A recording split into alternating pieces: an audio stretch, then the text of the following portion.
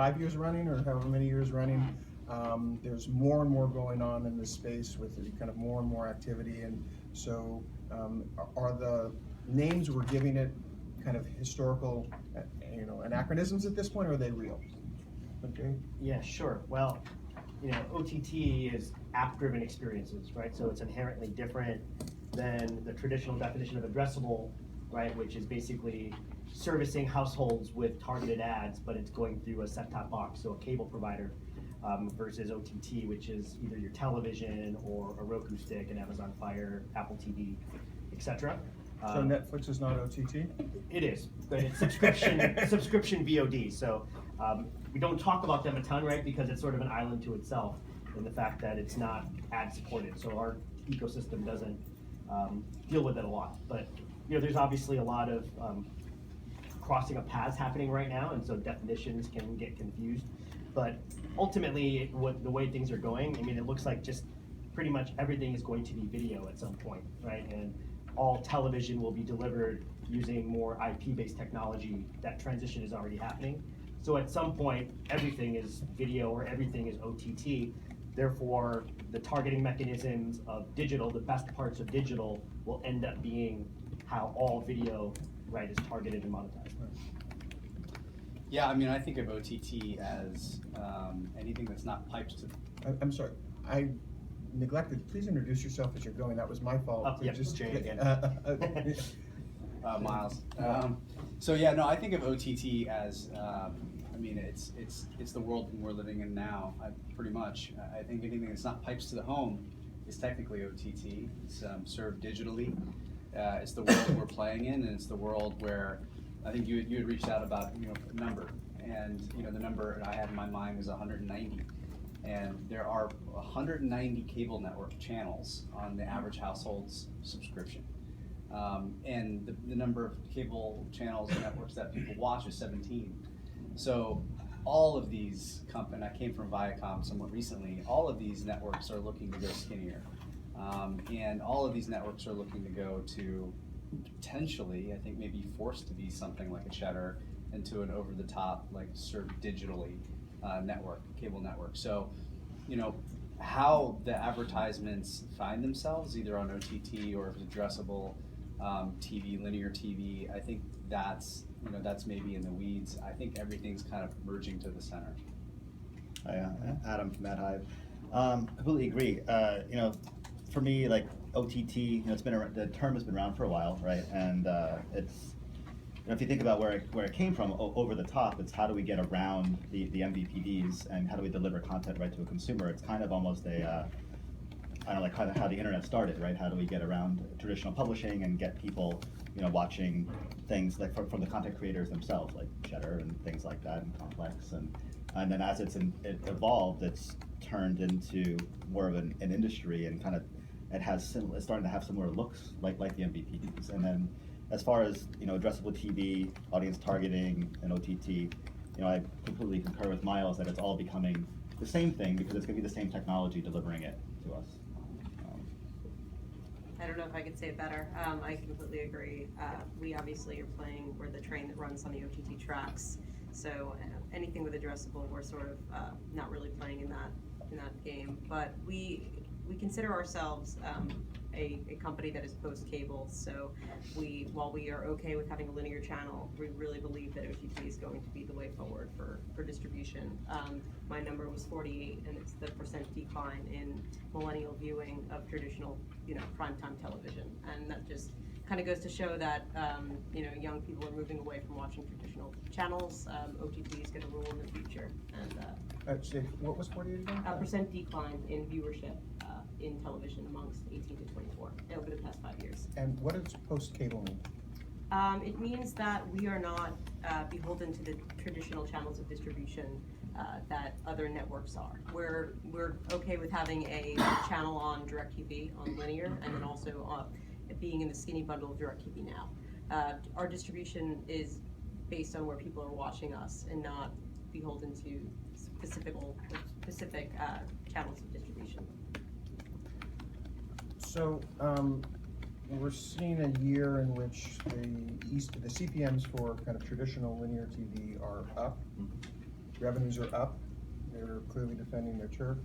We're seeing a number of people who cut their cords at an all-time high last year, right? 762,000 people that basically canceled their services last year. How do you reconcile that linear TV is up and yet these other markets are emerging? Are we just spending more time on our phone? Well, I think it's a combination of things. Like, first, I've been fortunate enough to be on Cheddar, and we used it to break some partnership news, and it was great. We just said, hey, it's going to be live on Twitter. So that way you didn't have to figure out what app, or mostly during the work days, it's easier for people just to go to Twitter and boom, now you have a new type of cable network, right?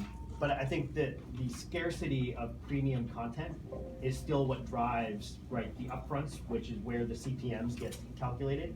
And also, I think digital has shot itself in the foot over the last couple of years by basically having an ecosystem that had a lot of very low quality or fraudulent advertising practices, and therefore advertisers are running towards safety, and safety is what has worked for 50 plus years, which is television. And so television is also changing in the fact that it's selling not just its content, but it's also selling its audiences cross-platform, right? You see those kinds of things happening with NBC Universal, this partnership called OpenAP between Fox, Viacom, and Turner. They're saying, well, look, our ratings might be down on linear, but our viewership is up across all these other experiences.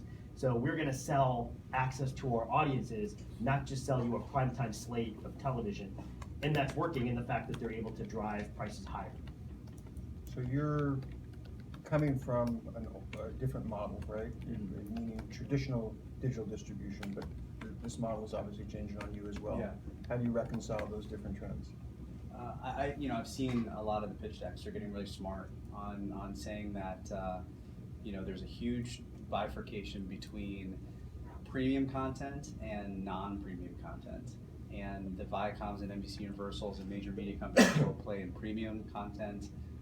You know exactly who the audience are. They're cutting away ad networks to make sure the buys are against premium quality content, and raising their CPMs and spending a lot on targeting, so that against their audience. When I was at NBC Universal as part of a team that built their internal audience network, you can say like with roughly 50 million uniques, you can actually create your own in-house walled garden audience network, and serve across that in a more targeted way, and get Coca-Colas and others of the world. And so, but I think it's a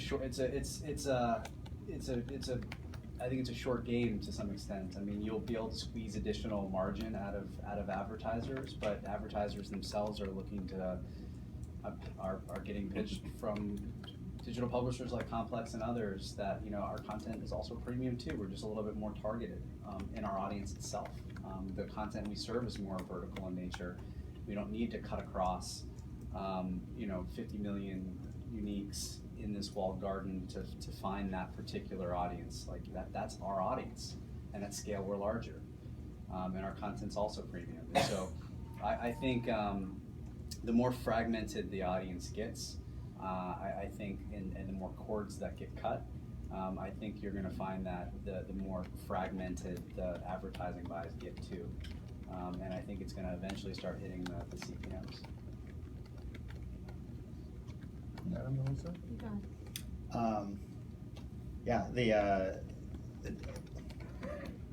What was the focus of the question? Well, I guess it's, as I'm listening to the answer, part of me wonders, so, Complex is in a world in which you are still in the time shift world, right? Allowing people to consume content whenever they choose to, right? You still have kind of the whole idea of must-see TV and the premium. The start of the question was, how do you reconcile this kind of high CPMs growth in the linear TV world with the fact that 750,000 people cut their cords last year, it's increasing in rate, and there's more and more offerings in the other market. I mean, you're coming at this from more of a technology perspective.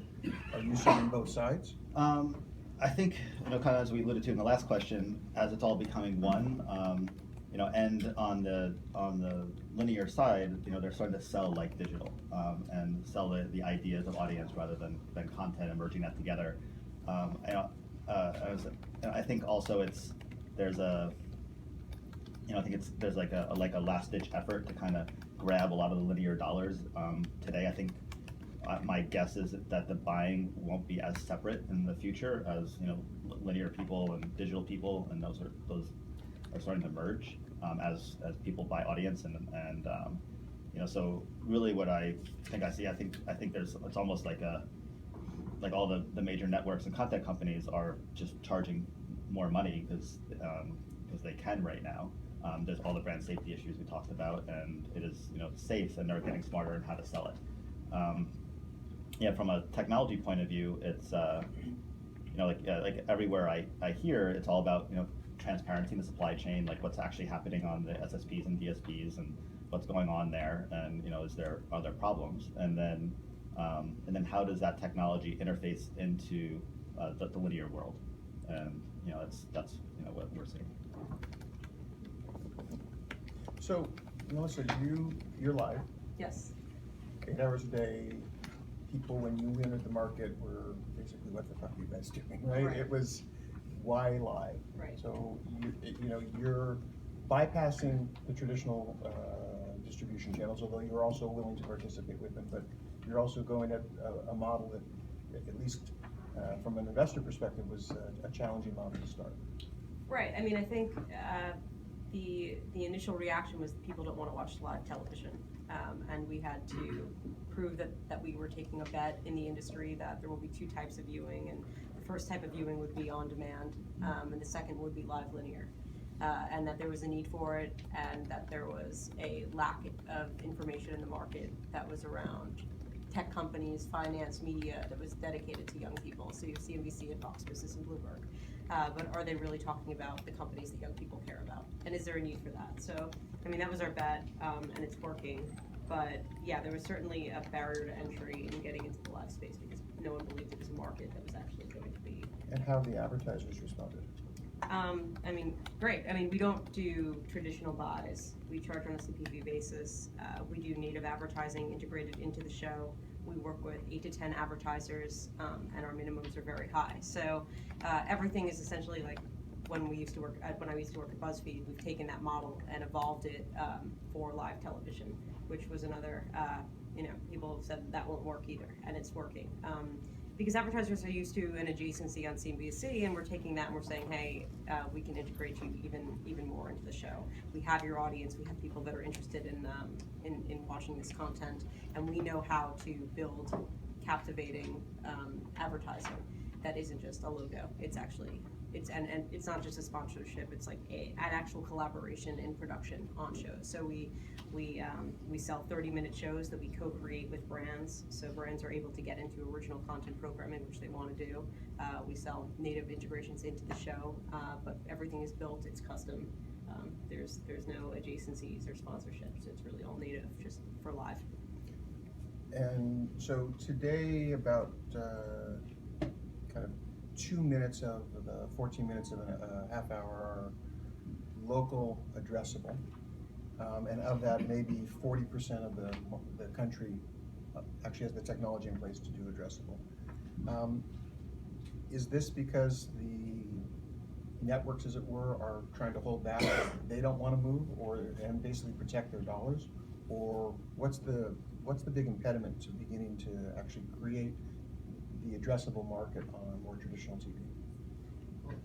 The ad breaks that you speak of for addressable are controlled by the cable providers, right? And they have large sales forces around the country, thousands of local salespeople, and that's who really buys addressable, right? It's the local car dealer, right? If you're a Porsche dealer in Long Island, you're going to only be wanting to reach households of a certain household income, or you're not reaching a market for Porsche buyers. So that's who really buys it. If you are selling detergent, why do you need addressable, right? If you're selling detergent, you should be indexing TV shows against the audience for people who make decisions about household products. So addressable also doesn't serve brand advertising necessarily. It's mainly for local. So that's why it's been held back, because it's mainly the value prop is for local advertisers who are going to access that inventory through a local salesperson. Well, I would challenge that in the sense that the networks have a big incentive to keep the status quo, right? Because they can deliver, their basic argument is we can deliver audience at scale. But even if you're selling detergent, there are, I don't have a 12-year-old daughter, but my 12-year-old daughter's not buying detergent. So, yes, you can do that on the GRP basis in terms of trying to figure out who's there, but isn't it really a protection of the status quo that we're dealing with more than, because theoretically they get incremental dollars on the Porsche dealership if they could sell it nationally just to the audience that they wanted. I think everyone calculates the price premium for addressable versus what waste you're gonna get by buying maybe just index-based linear and see which outweighs the other. You know, it might be more cost-effective to just buy national without the addressable targeting than it is to do the addressable targeting outside of particular geographies. I mean, I just think we're living in a world where you can know exactly who you're targeting, and the addressable industry as a whole, it's gonna be shifting. Like, it just doesn't make sense anymore it seems like you're just kind of throwing darts in the dark. Even if you're able to target who you think you're targeting, I don't know, it seems like a waste. I don't know, maybe I don't think it's necessarily the status quo protection. I mean, I think it looks like that, but I think it's also, at least in our experience, like we work a lot with local companies, people selling local, and it's literally just momentum of the salespeople, the buyers, and that's just how they're used to selling. That's just the workflow of getting it done is set up that way.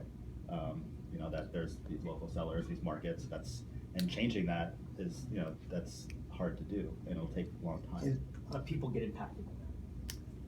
Yeah, but people could argue that that's already happened in print and the change has basically occurred, right? So, You mentioned protection. I mean, yeah.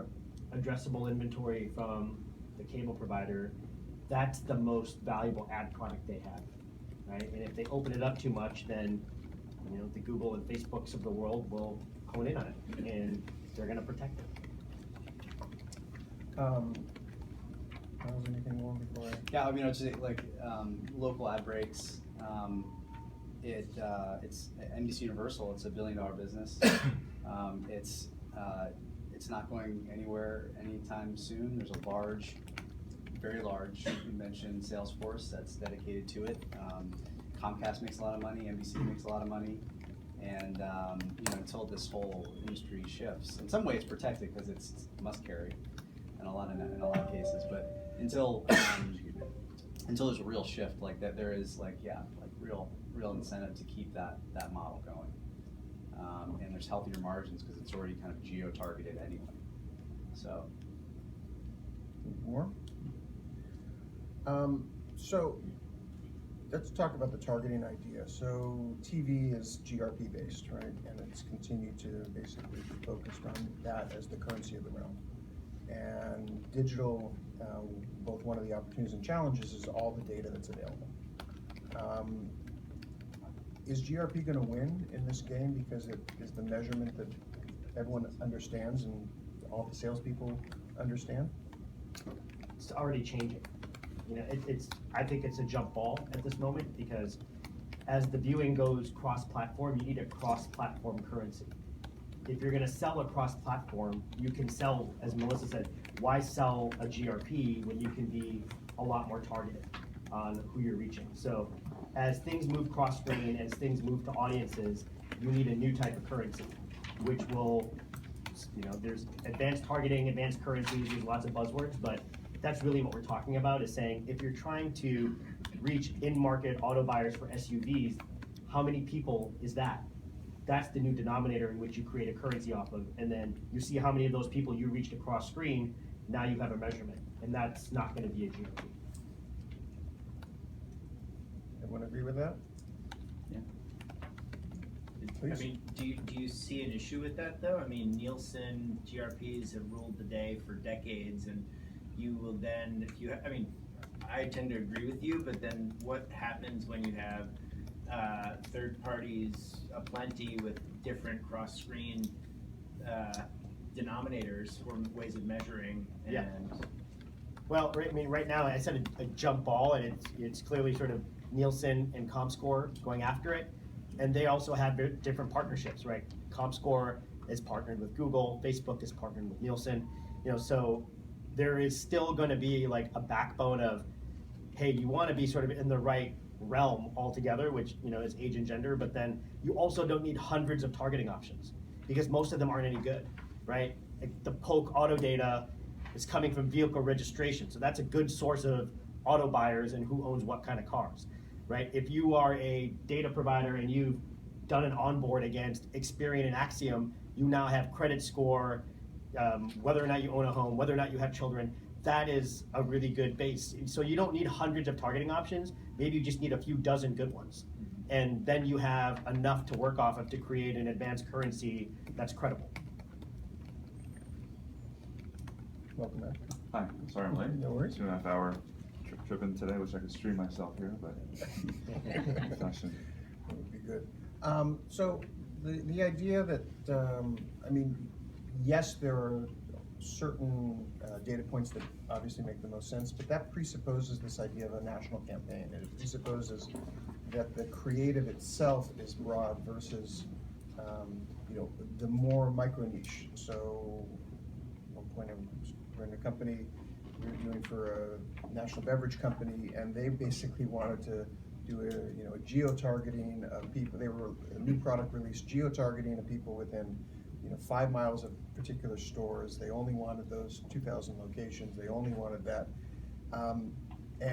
But for them, they're willing to pay huge high CPMs. So it wasn't just age, gender, the Experian kind of household data. And to me, as you kind of think about the addressable side, your model is really different, right? You're basically saying, we're going to create this effectively sponsorship model. And yet, to me, all of the interesting, if you look at the M&A activity, all the interesting M&A activity, not all, but much of it is in the data side. Isn't that a play that says we're going to be niche targeting everything?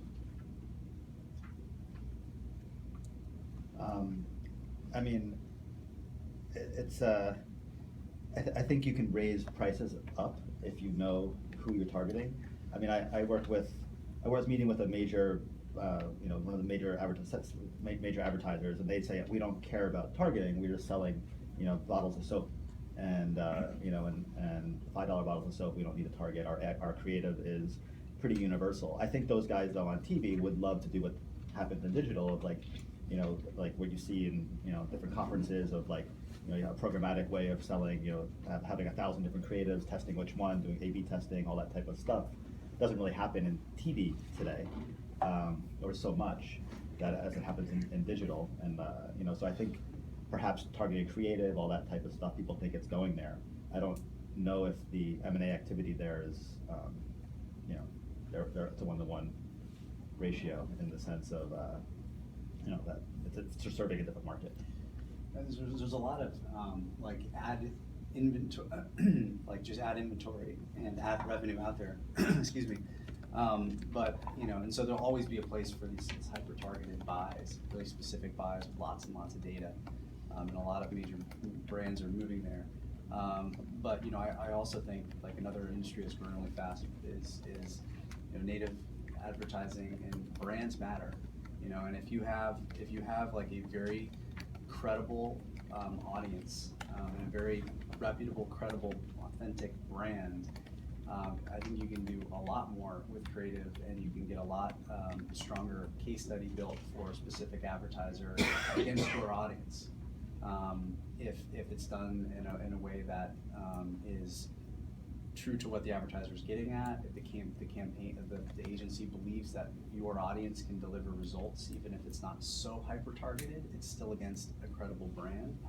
I think that matters. Complex does both. We have the Complex, networks, which is owned and operated, 50 million uniques or so, and then we have an MCN that we have culled across a handful, 100 or so sites that have a similar profile. You can cross-pollinate across them. That have a similar kind of audience, and so we can build campaigns across our network and other networks, and we can do this hyper-targeted buys. But I find the engagement when you're just working within a brand is very, very powerful.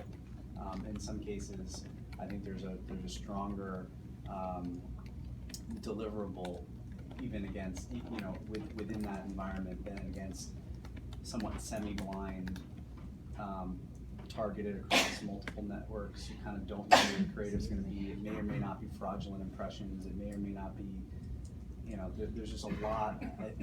I almost see when I talk to people that there's like almost like people pulling away to some extent, advertisers from these large network buys that are targeted in one way or another because it's a little bit made up.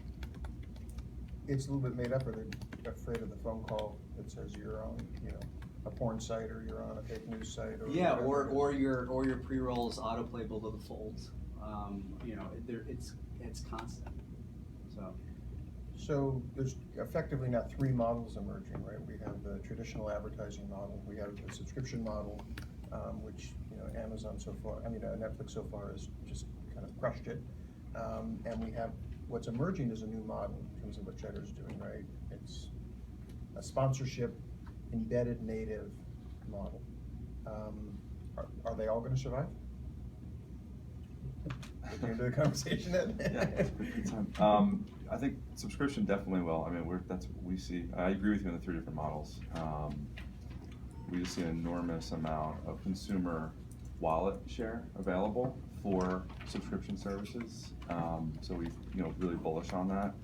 And to your point, I think that, you know, at the end of the day, brands are starting to realize that effectively they're paying for the content one way or another, so they might as well embed themselves in that content. And when you do that, you allow yourself to be exposed to, you know, 10, 20, 30, 40 different distribution platforms that are available with little cost for distribution once you're out there on those platforms, the free to watch kind of platforms that are out there. So, I think the ad side of the business is going to be under a lot of pressure from those two other models in the next decade or so.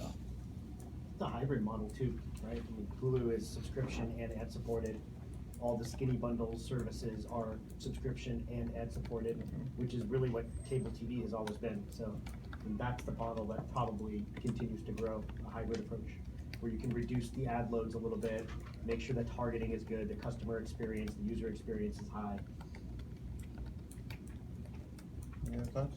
Yeah. I don't think any of these models are new. Like, there's always been native placement, and there's always been subscription. It's just converging, and the technology's different now. Yeah, I mean, I guess native, you know, the original soap operas were native. Yes. But, So far. right? Procter & Gamble. Hence the name, right? Hence the name. But isn't part of the reemergence of native and subscription due to the fact that people simply don't watch ads? I mean, you have a model that actually would support ads because it's live. Right. You know, when you're watching the baseball game, why are sports so valuable? Because you still can get large audiences and you can get them to watch your ads. So with time shifting and with DVRs, do people watch ads anymore, and you have to move away from that?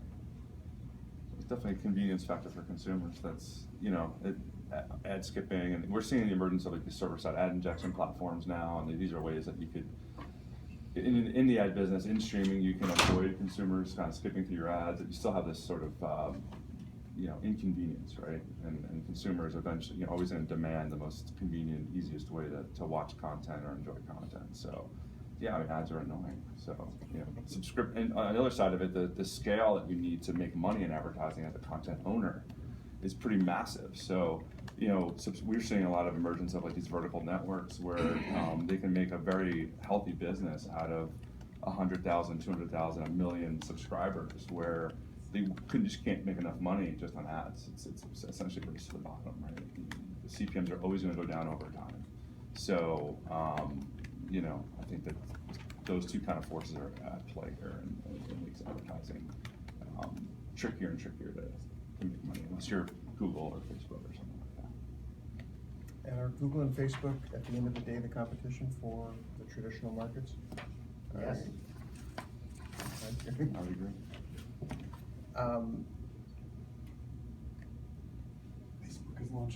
Facebook is launching scripted programming currently, right? Subscription programming? No, scripted. Scripted. Oh, maybe. 20 original shows. Yeah, Yeah. they've been They've been very on- aggressive in LA the last couple of months, and yesterday they announced officially launched a partnership program to help OTT publishers use Facebook data to target and measure. That's the scary thing. That's gonna be 100% on target for GRP buyers, right? Because Nielsen is measuring off Facebook data, so now you can target on OTT and basically be on target without waste. It's pretty powerful, scary for some other players. So, yeah, I mean, one of the things that's emerged over the last couple of years is that Netflix, the people that make money on Netflix are Netflix. That the content producers, they basically are getting paid a fee now as opposed to back ends and upsides and all these other things, and yet there's still, some senses that these types of shows are driving or reflecting kind of taste these days. Does that mean that the content creation business is about to get disrupted? Well, you know, if you're Dave Chappelle, you wouldn't say that. I mean, Netflix pays you $60 million for 3 shows, 2 of which were on the shelf already. So I think the content, like quality content creators still have a lot of control, but it is true. I mean, Netflix, it's a one-time transaction, right? You're licensing content for a window, maybe globally, maybe for a certain geography, but that's it. There's no, you're not a partner, there's no rev share with Netflix or anything like that. There's no attribution. Yeah, and just no data sharing, Yeah. no audience ownership. You asked about a number, right? This year, Netflix's budget for original programming is $6 billion. NBC Universal's is $2 billion. So Netflix originally was built off of rerun TV, right? But they knew that at some point, you know, CBS and the production studios would start to hold back because they're gonna come up with other distribution that they can monetize better. So Netflix has obviously shifted to being focused on original programming, which means that they're less reliant on the traditional ecosystem for premium content. You know, so they're investing $6 billion, Amazon is $4 billion. The TV networks that have been around for a long time, those guys are in the shadows there. So wait, so Netflix and Amazon are 10 billion combined In original content. in original Well, content? it's not a totally fair comparison because you know, they're programming for global audiences. They have Fair point. content that's localized in 130 markets, whereas NBC Universal, I mean, you have to compare it to Sky and Comcast. You know, you have to make the comparison. Make some combinations, so. Yeah. It's not just comparison with a US production studio. They're still super aggressive. I mean, they you know, Netflix last year commissioned, I think, 35 kids originals. I mean, that's like when I was at Nickelodeon. I mean, that's kind of a scary thought.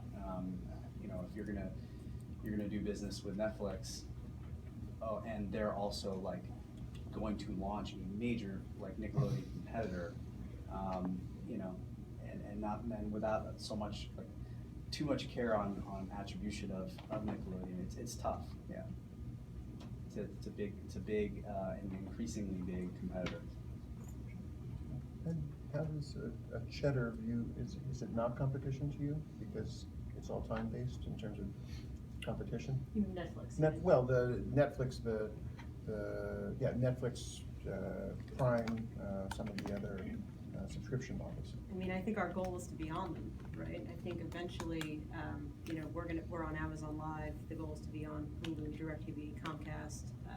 We want to be a major player on every single distribution channel that we can be on. And, you know, Netflix is a little further away, but we don't view them as competition. We view them as a vehicle for scale for us. But what's Netflix desire to have live? I mean, right now, they don't have a desire to have Okay. live, but I mean, in the future, if we're creating quality content at scale, and we have a really niche audience that we can reach, and you know exactly, you know, we have millions of viewers every day, watching our shows live, I mean, there might be an incentive. It's a premium offering that, you know, I see a need for it in the future, where Netflix will want to get in on the skinny bundles that are being created by these other incumbents, and I don't know, I mean. If you're an incumbent, that's a scary prospect, right? I mean, we're already hearing these skinny bundles that should get priced at $7 a month as opposed to the current average pricing of, I forget what the number is, 38 or something. Yeah. And who was the one that said the average number of people the average number of channels that people watch? It's like 17. Is 17, and they have 190 or so, for people who haven't cut. Yeah, and that's the demand for the skinny bundle or the virtual MVPD. I think, you know, recently there was something in the trades about like an entertainment only skinny bundle, and that the skinny bundles so far have been a little too sports heavy. And so, you know, when you have your broadband package and you have your $40 skinny bundle and you have your Netflix or Hulu or whatever it is, then you know you're looking at like kind of a big bundle again. And so I think there's a lot of effort from some of the entertainment pure play companies to get together and create a skinny bundle that's entertainment only. That's just one angle. Like Sling is incredibly flexible. You can pay a little bit more money, but you can get all these value add packs. I think you're going to see lots of additional companies coming in where you don't even have to buy through the base. You can just get 5-6 channels. I mean, does it make sense for like a Complex Networks and Cheddar and a handful of others who have similar demos, similar at least age groups to come together and create their own bundle? I mean, all these things are possibilities. Any questions from the room?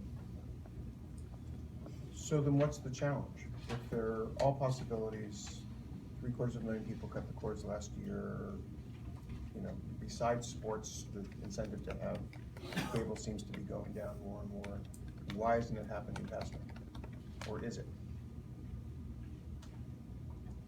Why isn't? Well, so, you know,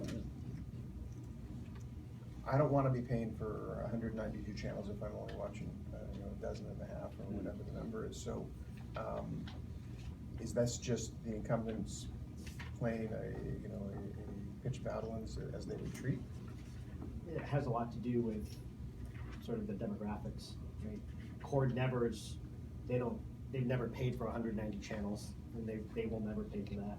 People that are used to having everything working for them, right? I mean, the main value of linear, right? That's why sports is such a heavy part of skinny bundles, because if you don't watch it live, you're not gonna watch it later on demand most likely.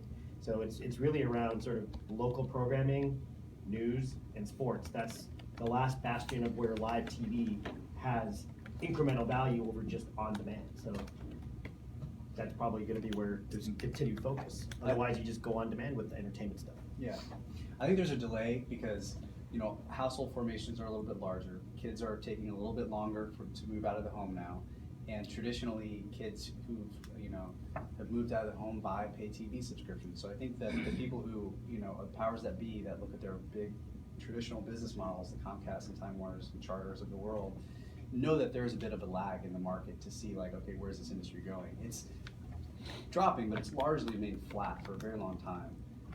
And I think what they're going to see soon is that the kids that leave aren't going to be, you know, as this economy starts picking up, kids that leave aren't going to be buying like these big bundles. They're going to be shifting to smaller bundles, no bundles whatsoever, and I think that's going to force change. A lot of those conversations I are definitely happening right now. Like, how skinny do channels want to be? Like, Viacom moved from 20-something networks to really 6 core networks. I mean, where are the others going to go? There's lots of flanker channels, they'll call them, but you know those could go away conceivably for sure. You know, I think the bundle itself is just getting a lot smaller, and I think that's why so many digital publishers are looking into getting into video, because you know, where does that advertising go? Where do the subscription fees go? They're going to go somewhere. I mean, it's a big business, and there's never been there's just as much demand for high quality content now than there's ever been. It's just the way you consume them, the power of social networks to make like subcultures, pop cultures, you know, niches become mainstream. It's just there's so many ways to kind of consume content across devices. You know, there's still tons and tons of power in advertising and power in video, and so that there's lots of opportunity for publishers. Every publisher, when I listen to like the Digiday podcast, which is a fantastic podcast, I've been listening to, every single person on there is like, you need to get into video. We're totally getting into video, and it's what's happening. I think there's a difference between getting into video and becoming a network, though, right? And I think that's what a lot of publishers don't realize, that like stringing a set of 30 second to a minute videos together doesn't make you a network, Right. and it doesn't make you attractive to Slings and Amazons, and that is a different type of broadcasting, essentially. How much content do you need to actually become a network?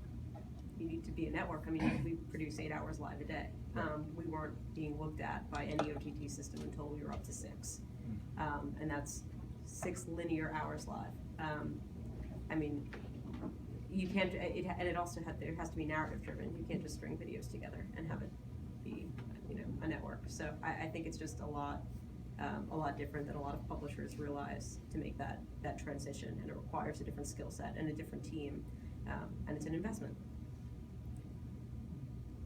There's different. I mean, there's like a network as far as like Right, live, right. and then there's like on-demand channels. Right. Yeah, where it's like as long as you're serving, and this is maybe more complex display, like a demo, like a really focused, hype beast, urban hip hop culture kind of content. As long as it can be, it needs to be a narrative. If it's a channel for sure, that's in somewhat like a quasi-linear kind of fashion, like Right. Pluto's. But if it's on a channel like an Amazon channel, or it can be a more on-demand experience that speaks to the same audience. Makes sense. So, yeah, on that point, I think these networks have to be, have to have fresh content, right? It can't just be a static catalog that's like Netflix's world, right? They can acquire libraries and make it really easy for consumers to access them. So within a narrative or a genre or some sort of focused audience, the ability to have content that comes out every day, every hour, every week. Longer form technically works better on like lean back, right? Unless you get really clever about how you string together a bunch of 30-second videos, you really need to think about how how long the format is, right? For that consumer's attention. We find that if our customers that are successful, they have at least 100,000, more like 1 million addressable consumers on any platform. They could have been on Sirius XM radio, on broadcast TV, on YouTube, on Twitter. It doesn't matter as long as they can address them. And they have to have a marketing mindset, and they have to understand unit economics, how to drive subscriptions, and they have to be building a business. To your point, like just creating video, there's no mode around creating video. Anyone can do it. It's how you have to build a video business, and then I think that's like the key. And once you're able to do that, then there's all these different avenues you can go about in terms of distributing that content in your own brand, on other platforms, into these skinny bundles or these discovery apps like the Zumos and Plutos. Like there's this whole world that's opening up, and I think it'll continue to change over the next decade as the behavior changes. To your point, I think you said it, the news, the sports, like that's a convenience factor for the incumbent demographic that watches the most TV right now. Like the people who have cable subscriptions, and how do you get broadcast now? You have to have an antenna. It's like really complicated. Even on Sling, it's not a great experience. It's all kind of blacked out in the market. So if you want to watch the Rangers game, it's on Channel 4. Like you can't. There's all that kind of stuff. And over time, that's gonna get decomposed more and more. So it is happening pretty fast. I think I read a stat from it was TiVo report. 17% of people are planning to cancel their pay TV subscriptions, and 7% are doing it this quarter. So like what industry, that 7% attrition quarter over quarter kind of thing. It's like, how much faster could you get? So I think things are happening pretty fast, and we're just kind of in the middle of it, and we all want to see. It may take a year or two to see the effects of some of these changes right now. Is it gonna drop off a cliff? Are we reaching that tipping point in which the economics of the kind of old model is just not gonna work anymore? I hate to say it, but as the generation that has cable subscriptions literally starts to not be able to have them because they're not alive anymore, I think that you're gonna see, but it's gonna take some time. It's definitely people like what they like, and they're not gonna, there's not a big incentive to learn how to get into streaming sticks if you're 65 years old and love sports and news. Like, it's just Comments are better point. too. I mean, if anyone has the Xfinity X1 service, it's really nice. It's super great user experience, voice activated search, click one button, you've got all the scores that are happening if you're a fantasy football person. It now has Netflix on it, it has Crackle on it. So they're competing with the OTT platforms by putting everything into the box, and then Comcast is going to license the Xfinity box to other providers to catch up, because not every cable provider in far-flung parts of the country have the same tech. Now they could have it, right? In which that's one way to hold market share is by improving the product. Yeah, well, you were talking about kind of this idea of friction, right? Yeah. It's the friction of the new model. And yeah, there's a lot of friction for cord cutters. For the cord nevers is no, this is what they know. It's not, this is the world they live in, I but mean, if anyone has kids here, and this is what's tough about traditional programmers like Nickelodeon, they don't necessarily know what it is. They just know that there's a kids section on Netflix. And they open the iPad and watch what they want when they watch. They don't have the concept of needing the remote control, right? I have a little one, and they try to touch the TV because that's what they're used to doing. Like, why can't I swipe here? This is how I find my video. It's totally different.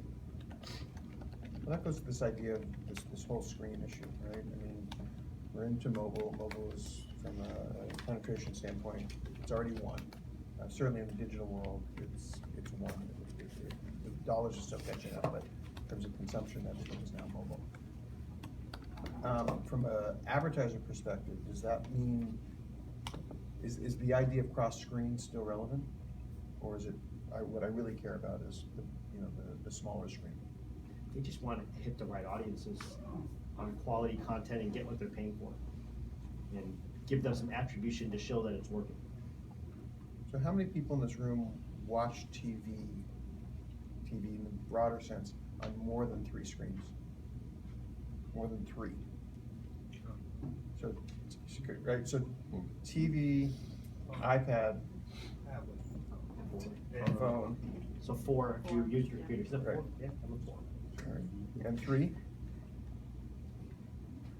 So from a marketer's perspective, from an advertiser's perspective, it's getting the right thing, but what's the technology challenge then of basically, for Cheddar, in some sense, it's easier for you because you don't care because you're live. We don't care, but we need to build out the experience, so that.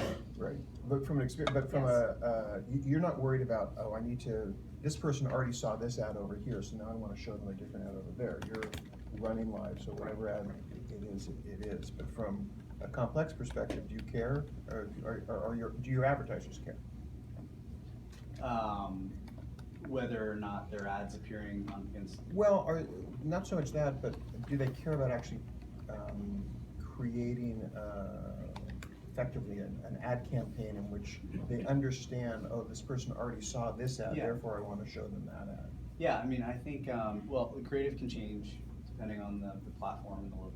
Certainly desktop is very different, but and it's really an advantage that linear networks have. They go 360. They can get you on television and digital or wherever. All of our case studies showed there's a much higher recall and brand awareness if that consumer is being targeted in multiple locations. So I think having that advertisement, if it's optimized for different screens and experiences and day parts and everything, then in all those different places, I think only helps the effectiveness of it. You still want to pay attention to frequency. So if you're hitting somebody on 4 screens and your frequency cap goal was 7, you still have to count 7, which means you inherently need systems that help you do that.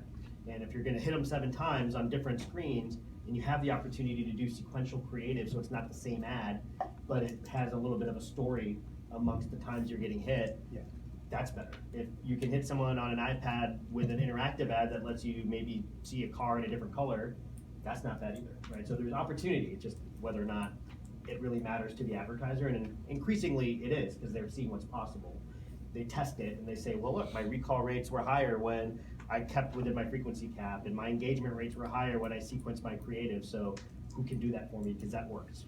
Yeah, absolutely, and you should frequency. I mean, if it's just a brand advertiser with a brand campaign that looks the same in every in the leaderboard and 300 by 250 and everywhere else in video, then yeah, you'd want a frequency cap. Otherwise, it's just going to be, I don't know, it's going to be turning Negative off. recall. Yeah, it's negative recall. Yeah, exactly. I think a lot of what you just talked about is happening in microcosms, but the broad reach of advertising, it's just one-off campaigns that we see this. But one thing, what we talked about earlier with pricing and GRPs and all that type of stuff, I think Facebook gets a ton of credit where it's not really due because they become the last click from an attribution point of view, and being able to show the path on some level, so that you can actually give credit to the brand advertisement on the large screen. It's really important for the agencies in order to prove to the brands that that TV is important. That's what we've been seeing anyway. So it's on the attribution model across networks and whatnot. Is TV important as the users are basically kind of the never people, right? Never board people that they're just fast forwarding through the ad, right? They're not watching that TV ad anymore. If you DVR it, but if you watch it on demand or on an OTT service, the ads are non-skippable. Right. And definitely people are still watching ads. I mean, there's billions of dollars spent on ads still on TV. Just shifting a little bit to the regulatory environment, we all of a sudden have a very different regulatory environment in which it seems like the incumbents have a much more supportive administration. Don't know how else to say it, but it really is changing things, right? In terms of net neutrality and kind of the way the FCC is approaching all of this. How is that going to impact the model over the next few years? You just mentioned cross-device. I actually went in December to the FCC's hearing on cross-device in DC. I just wanted to sort of hear it firsthand how all these different regulators look at it. And it was very negative, right? When it comes to the data that needs to be used to make cross-screen happen, what we just talked about.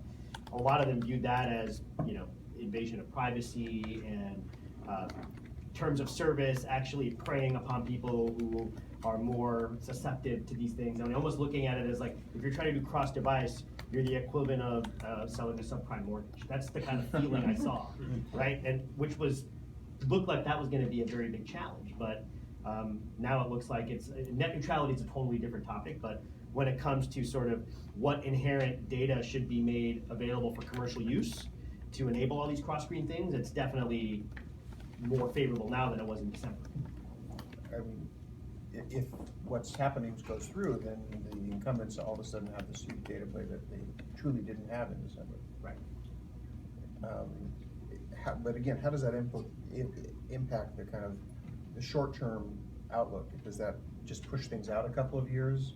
Does that change things? There was a regulatory framework that was close to passing, which would have allowed, or would have forced the cable networks basically to put X1 on Roku and put X1 on Apple TV. Like they would have forced to that essentially remove the requirement that a consumer has to purchase or rent a cable box, which is still kind of like a big reason why people cut the cord actually, to get rid of that $10 a month fee for this thing. Right? You could buy a streaming stick for $25, but that didn't go, right? And everything changed. So I think that could have, if that would have passed, that could have quickened the pace on some things. I'm not sure if those same things won't happen. Like I'm not sure that X1 won't be on Roku and Apple TV and these and native TV marketplaces because everything else is happening anyway. They might just have to do it to survive, right? They may have to. If Time Warner is already on Roku. Yeah, so a lot of these folks are already doing it. So, but I do think it's not the best thing for the content owners or for consumers that the carriers now have, like they're in the first seat on data access and the first seat on control of what happens to that data. So we'll see what happens with it, but I don't think it's a good thing for the types of things that we're doing right now. I'm not bullish on anti-net neutrality. I think it's bad. Where's conflicts on that? I mean, Verizon's one of our owners.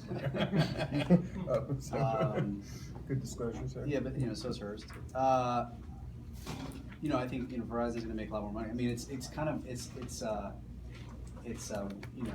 do you inherently think that targeting is going to go down a really slippery slope, or do you think that targeting is there for you to get like a better kind of ad experience, and you're skipping the ad anyway? It should be more relevant. I mean, there's ways to look at it better. And it helps provide more economics to produce better and better content, right? I mean, more money in the ecosystem is probably good for everyone in the room. Not like throttling access and getting into like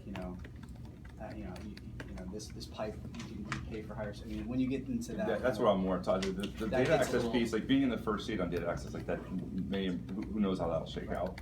But when you can start, if it works out this way, who knows? Like nothing may happen, right? So we just don't know yet. You can see both points of view. Yeah. Right? If you're Comcast and you're paying all the money to lay all the pipe, and all you get is the sort of $20 a month for the internet access, and then Netflix and Amazon and all these other guys are making tons more money off of your pipes. Would you want to charge them more so that, hey, you got to pay your fair share if you want my pipes? You can see both sides of it. Yeah. The When pure you play laid the digital pipes, though, publisher, you knew the right. deal when you laid the pipes, though, right? Right. Right, Yeah, and so, you're you know, depreciating that. It's right. a you know, you issued bonds to pay for it, but right, it's a totally different business. And they're saying, well, you other guys are getting much more rich off of my sweat, so how can I even the playing field a little bit? Which is why they would like to be able to throttle and charge people. Right? You can see their point of view. Exactly. Well, they are charging though, bandwidth is not cheap, I mean, you know. No, So, it's not cheap. Yeah. It's probably still a money-losing business for them. It's I definitely. mean, the thing is, like, if it protests too much, you know, like the Google Fibers and you know, like large-scale Wi-Fi, these kind of things could totally take out their entire business over time. If it becomes so expensive, if it comes to the point where the consumers are paying. Google gets out of Kansas how much they're City, paying. right. Yeah, so it's, these things tend to balance Or if themselves the out over internet time, looks like but, cable TV. yeah.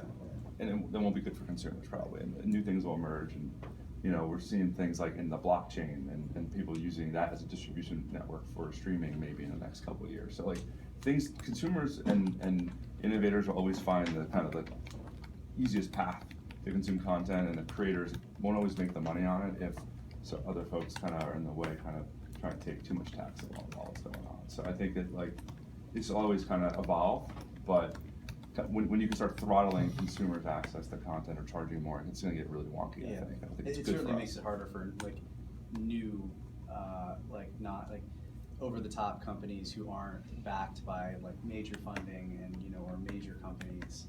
It's gonna make that certainly harder. It's gonna help some companies, it's gonna hurt other companies. It's just really is tough. It's the tough.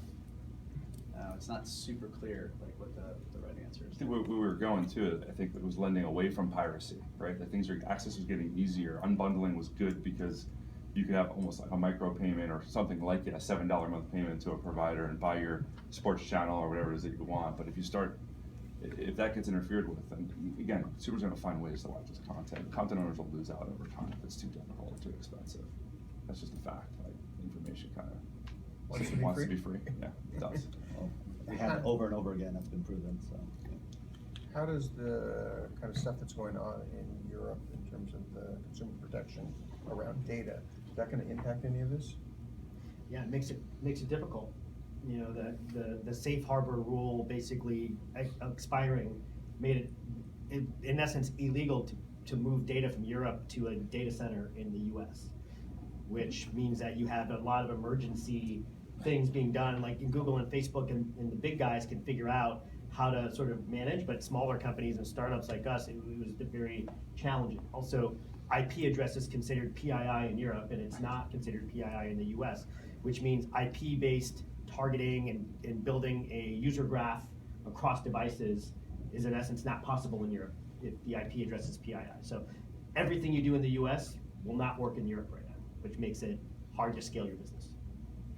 Right, and as you said, if you're Google, it doesn't really matter because you'll figure out how to build that You have infrastructure. deterministic identity signals that are not IP address. So yes, they can operate, and they also have enough people and relationships with regulators in all the European markets and people in Brussels to deal with this, right? So it's challenging. And we have a law firm and we work with them, but they're just like, well, there's a lot that would have to be done. And then we have to evaluate, wow, just paying for the ability to understand what to do makes it seem impossible and not a good business option for a company our size. So does that mean that distribution, I understand how content then gets localized, but is distribution localized? I mean, obviously Netflix doesn't care about this. They're on subscription, so they're bypassing this issue altogether. But if you are Facebook, you care a lot about this all of a sudden. Does it mean that you're parsing all of your content by geography? You just have to change some of the ways in which you optimize, right? Both for distribution of content as well as advertising. There's different rules that need to be followed. And if the UK exits the European Union, what is their policy going to look like? Is it going to be more like the US? Is it going to be just like Europe? We just don't know yet. Lots of uncertainty. What's the certainty here? What do we know? expensive to do business in Europe. Well, I mean, more in general about the market, what do we know? I mean, we know cord cutting is increasing. We know that the old model, that were kind of the dominant model in the past, is definitely going in flux. What else do we know? Quality content has been never more in demand.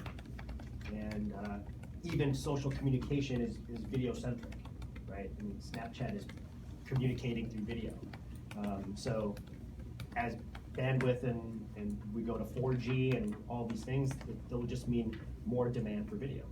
And that's the reason why. So publishers that say, I need to get into video, it's because the natural inertia of the market is pushing everyone. Yeah, great content, good brands. I think that's never going to be there'll always be market for that. Do we know anything else?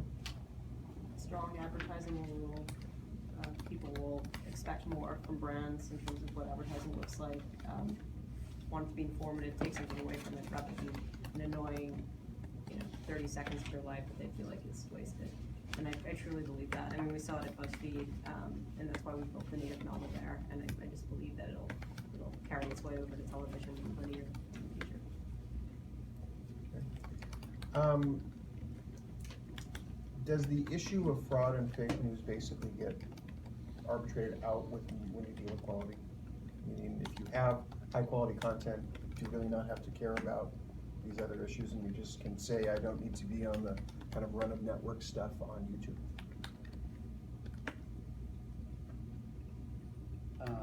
I think the issue of fake news, I mean, that's where I think brands help. If the consumer knows what your brand stands for and they consume that content, they know it's whatever the lane is. If it's hard news, if it's not, they know like that it's journalistic. If it's really a platform. I mean, I think the platforms need to do probably a better job at controlling that, like what that is. It's really hard for content creators to, we're going to be distributing our content on the same platforms that fake news is going to be on. So it's hard to police it from a content creator standpoint. Is it the platform or is it the brand? The brand has to just, where does it start? I don't know where the brands come from, so it's got to be a platform. I mean, if you're not trusted, the brands aren't gonna come. Right, but also as we increasingly rely on social distribution, I think the platforms also have to do a better job. Just because if you're trying to access new consumers, new viewers, they need to do a better job at weeding out the crap, or lack of a better word. The brands demand it. It's like objectionable content or any of those kind of things. The brands don't want to play in those pools, right? So the pressure's gonna be on the platforms to moderate. The brands demand it, and they're like to kind of speak loud about it. On the other hand, they want their audience at scale at the lowest price. So, is it the brand that can, at the end of the day, say, oh, well, it's Google, it's their problem. But isn't it really the brand's problem? Meaning that they have to, you have Pritchard saying, we're not gonna do this anymore. And yet, if you look at the actual economics, things are not shifting as much as the headlines would suggest. But his comments are forcing change. Right. Google and Facebook are tightening things up because they know they have to, and that's a loud voice that says you should listen, which will have ripple effects throughout the rest of the ecosystem. Yeah, and content on those platforms, right? They, that's why like Zuckerberg and whatnot said, oh, we're just a platform. We can't really do anything about that. We talk about major brands here, but companies like Google and Facebook, they have the long tail advertisers that don't really care so much, Or if I'm a major company selling, like prepper supplies, I might spend $1 million a month still on with fake news. You just care about your audience. Right. After it almost works together. It's pretty cheap advertising that Right. might even work. Right, it probably does work. Especially if you're getting, the engagement, clicks, whatever you're looking for on Facebook. Well, and of course, this idea of fake news, it's, for one person, it's fake news, for another person, it's Right. accurate. For them, it reflects reality, which we're seeing more and more of, unfortunately. So we're getting close to, other questions from the audience? Questions? So we were talking about cross-device and also talking about a lot of these technologies meeting in the middle in terms of OTT becoming and where you're watching it. I'm just curious what the panel thinks about some of the companies that are sort of looking at doing both from a privacy perspective and if this is effective, conquesting some of the TV ads and then showing them on mobile devices, so the Alfonsos of the world and the Samba TV, and saying, okay, we know you just saw an ad from our competitor, or to the point about frequency, we know you just saw our ad, now we're going to show you the car again, and with some of the changes, you know, in a new color, as Jay said. Is that effective? Is that something that has a short window of time before everything sort of just becomes the same and it's the same person controlling the inventory processes? It's a bit of a shiny object, right? What are the long-term value of conquesting? You can see if you're a smaller car brand and you can't afford to be, you know, in the NBA Finals, then maybe conquesting is a way for you to try to reach some of those viewers. But should that be a real central part of your brand's advertising strategy? Probably not. It's not scale, right? I also think like the data that, you know, it's just not protected properly. It's one of the things that we're focused on is, you know, a cryptographic way of storing data where that brand can own it, and they can, and really that won't be allowed to happen anymore because the brand doesn't really want their data to be sold to competitors. In the same way that you know, if I'm a major beverage company and I give my first party data to an agency, I wouldn't want that agency to give that to, you know, another beverage company, which is, you know, happens all the But time. is it their data or is it similar to search? You're buying your competitor's keyword, I don't think it, I mean, I think if I'm paying for the advertisement that got shown, the brand can make an argument that it's their data, and I think that's what's gonna start happening. And just the tooling hasn't been available yet, you know, but, you know, it's coming. Any other questions?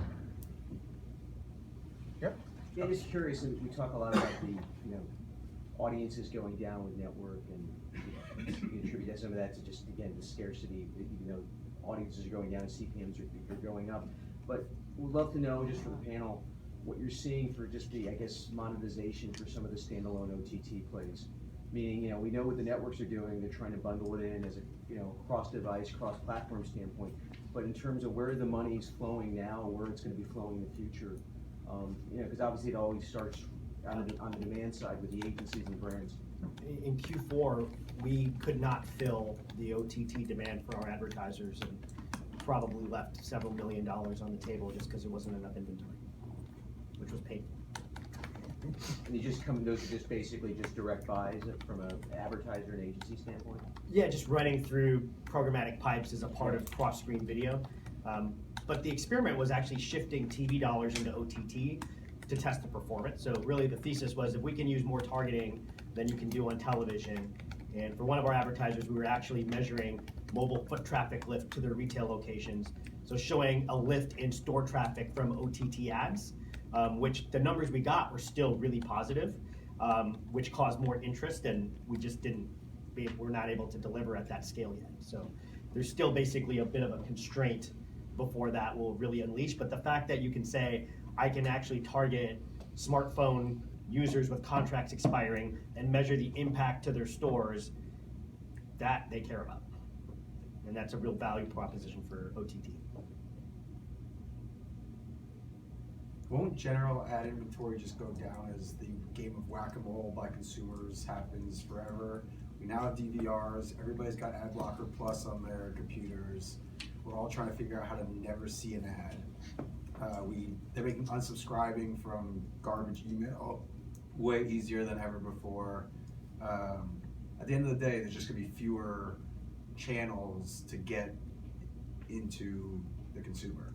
So does inventory just continue to dwindle? Facebook will continue to churn out trillions of ad impressions a month. Because there's certain places where you just can't avoid it. Yeah, Well, and they keep growing. It's also the economic model, right? If you want free, high quality content, somehow you're gonna consume that ad. You know, if Cheddar's created a different model, or gone back to an old model, to consume that ad. And I think you see like in places where the advertiser doesn't have tremendous amount of confidence in their ad being sold through that, whatever channel that is, I think you see then the premium places, that's where they get like higher, you layer on some data and then you get like a higher, better CPMs. I think that's part of the reason why CPMs are increasing in some way, because they'd rather shift their money from these really like bargain basement ad network targeted buys to like, let's flip it to have fewer impressions on something that's a little more premium. Chase did a study, right, that they shrunk down from running on like 100,000 sites to a few dozen, and the performance increased. Mm-hmm. So less is more with the right quality and targeting, right? Which is bad for the long tail. Right, or is it just the supply chain and RTB just broken? It's broken. Right. Right. There was too much It could be incentive that to too. make money through Right. black box tactics, and then Right. you have a whole cottage industry of fraud springing up in Cyprus and other places. Right. And there you go, right? Mark Pritchard saw what was happening and declared a holy war against it. Any other questions?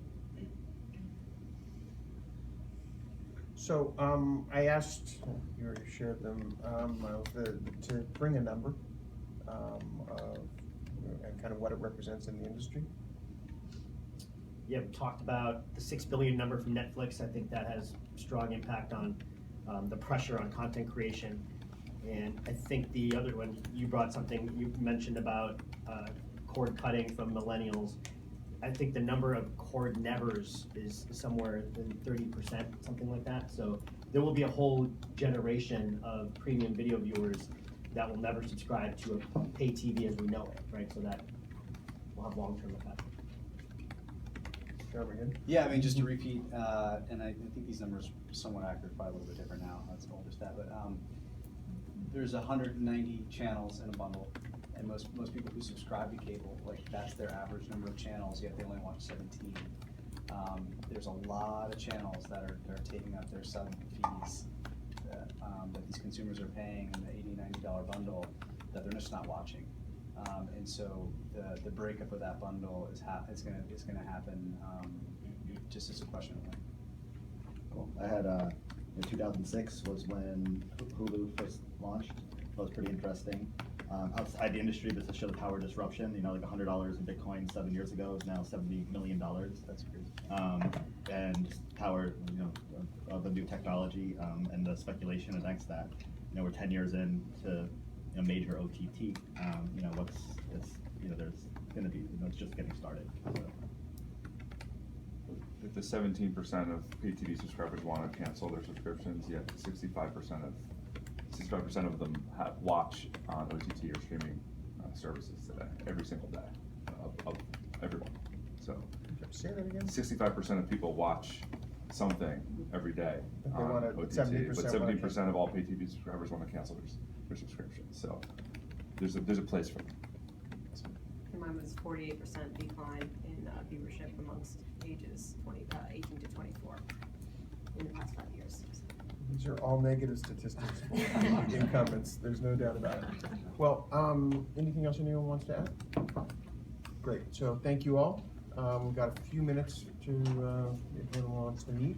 And we look forward to people attending our next one, which is next month on header bidding and kind of server to server versus browser based header bidding. So, thank you.